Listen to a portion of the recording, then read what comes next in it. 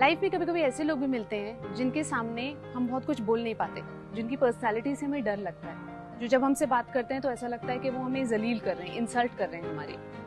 जब वो हमसे कोई सवाल पूछते हैं हमसे जवाब नहीं दिया जाता। वो हमारे बॉस हो सकते हैं, रिलेटिव हो सकते हैं, फ्रेंड हो सकता है, वो एक्चुअली हमारा पड़ोसी हो सकता है, वो कोई भी हो सकता है। उसके बात करने का अंदाज, उसका कुछ कहने का अंदाज बहुत इंसल्टिंग होता है। हम डर जाते हैं या फिर शर्म के मारे कुछ कह नहीं पाते। ऐसी पर्सनालिटीज के सामने अगर हमने ये डिसाइड किया कि हम कुछ नहीं बोलेंगे तो बिलीव मी, जिंदगी में आपका कॉन्फिडेंस कम होता चला जाएगा। क्या करें कि हम उनके सामने कॉन्फिडेंटली खड़े होकर बात कर सकें।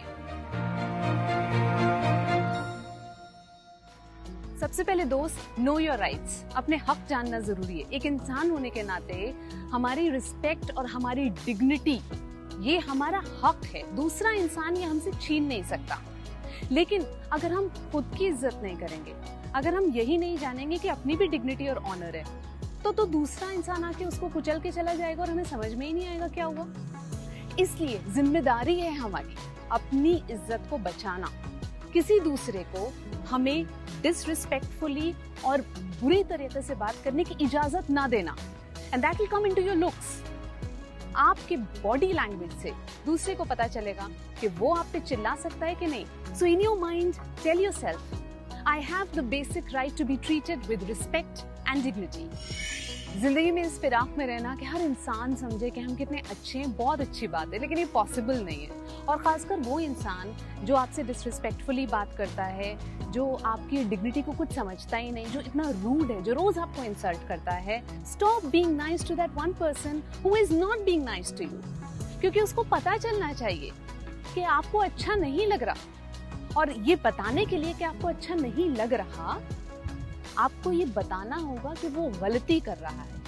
और जब आप ये बताएंगे तो उसको अच्छा नहीं लगेगा, मगर उसका ये अच्छा नहीं लगना जरूरी है। So please stop being nice to that person. होता क्या है ना, जब वो इंसान हमारे सामने जोर जोर से बोलता है या इंसल्टिंग वे में बोलता है, हम ब्लैंक हो जाते हैं, हमें समझ में ही नहीं आता है क्या करना है। नो व्हाट टू से। और पता ये कैसे हासिल होगा? अगर हम प्रैक्टिस करें थोड़ी सी, जैसे बाथरूम में शीशे के सामने हम ये इमेजिन करके कि हम उस इंसान से बात करें। हमें पता तो है हम ये बोलेंगे तो वो क्या बोलेगा, हमें बहुत ही प्रेडिक्टेबल होते हैं वो लोग।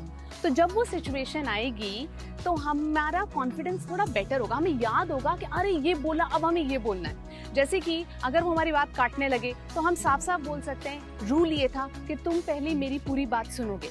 बस आपने इतना सा कॉन्फिडेंटली कह दिया ना, उसकी हिम्मत टूट जाएगी आपको डिसरिस्पेक्टफुली ट्रीट करने की। आप देखेंगे फर्क आ जाएगा। वो जो जोर से आवाज में बात करता है ना, वो भी नीची हो जाएगी। What you say is important। जो आपने रिहर्स किया था, अगर आप वो बोल पाए वो तो मतलब बहुत ही बढ़िया हो जाएगा।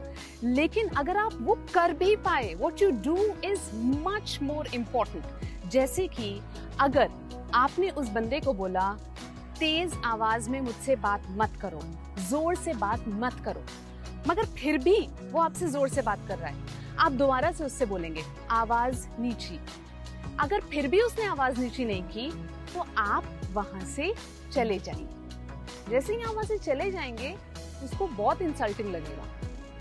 उसके दिमाग में आएगा, how dare he walked off, but then you did that because your respect and dignity are important. And also because he should realize or she should realize कि वो आपसे ऐसे बात नहीं कर सकती। अगर कोई अपना है, as in अब रिलेटिव है, रिश्तेदार है, भाई की आदत है, अब उससे वापस ज्यादा बहस करना। लेकिन उस वक्त उस जगह को छोड़कर जा तो सकते हैं हम। जैसे वो बंदा या बंदी समझ गई है कि ये बंदा जवाब नहीं देगा और हमें डोमिनेट कर रही है, हमारी साइकोलॉजी उसने पढ़ ली है, राइट? हम भी तो उसकी साइकोलॉजी पढ़ सकते हैं।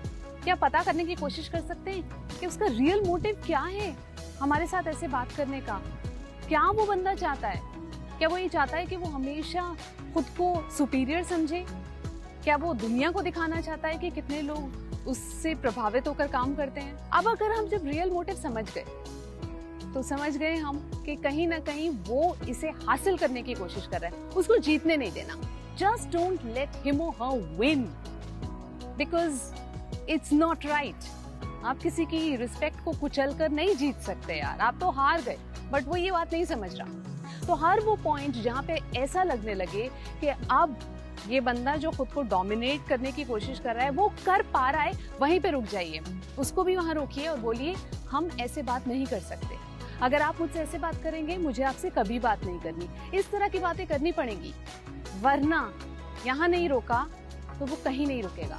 तो दोस्त, मैं ये समझती हूँ कि बहुत मुश्किल होता है, क्योंकि अपनी पर्सनालिटी ऐसी नहीं है ना। हमें चिल्लाने की आदत नहीं, हमें किसी की बेइज्जती करने की आदत नहीं, और हमें उस इंसान को जिसको ये आदत है उसको सबक सिखाने के लिए ना उस पे चिल्लाना है, ना उसकी इंसल्ट करनी है, वरना हम भी वही बन जाएंगे।